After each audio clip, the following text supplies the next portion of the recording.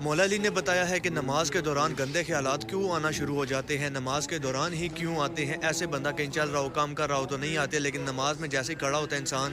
تو انسان کے ذہن میں نماز سے دھیان ہٹ کر گندے خیالات آنا شروع ہو جاتے ہیں۔ اور مولا نے بتایا ہے کہ یہ صرف چند ہی لوگوں کے ساتھ ہوتا ہے، ایک ایسے کیٹیگری کے لوگ جن میں ایک چیز کی کمی ہوتی ہے، وہ کمی بھی مولا نے بتائی ہے۔ مولا نے یہ بھی بتایا ہے کہ یہ کن کن کے ساتھ ہوتا ہے، کیوں ہوتا ہے، اور لاسٹ پہ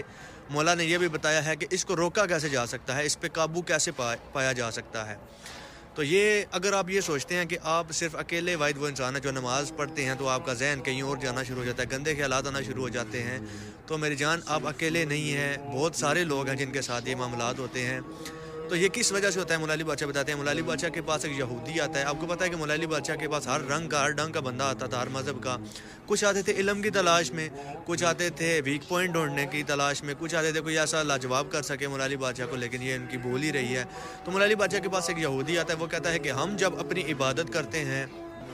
تو ہم بڑے سکون سے مطمئن ہو کر اور بڑا جو ہے سیٹسفیکشن کے ساتھ کرتے ہیں، مطلب کہ ہماری عبادت میں خلل نہیں ہوتا۔ ہم جو عبادت کر رہے ہوتے ہیں تو ہمارا پورا دھیان ادھر ہی ہوتا ہے جو ہم کر رہے ہوتے ہیں۔ لیکن آپ مسلمانوں کا یہ کیا مسئلہ ہے کہ آپ جب عبادت کر رہے ہوتے ہیں تو آپ کا جو دماغ ہے وہ کہیں اور جانا شروع ہو جاتا ہے، مطلب کہ آپ کے ذہن میں گندے خیالات آنا شروع ہو جاتے ہیں۔ تو اس وجہ سے یہ کیوں ہوتا ہے، آپ کا دھیان اپنے رب پر کیوں نہیں ہوتا جبکہ آپ اس کے سامنے ہوتے ہیں، آپ کا یہ عقیدہ ہے۔ تو یہ اس یہودی نے مولا علی بادشاہ کے سامنے اپنی بات رکھی، تو مولا علی بادشاہ بڑا خوبصورت جواب اور بڑے ہی پیارے انداز میں مولا مسکرا کر فرماتے ہیں۔ مولا علی بادشاہ فرماتے ہیں کہ شیطان صرف اسی جگہ اپنا ڈیرا کرتا ہے، اسی جگہ بسیرا کرتا ہے جہاں اس کو کچھ ملتا ہے،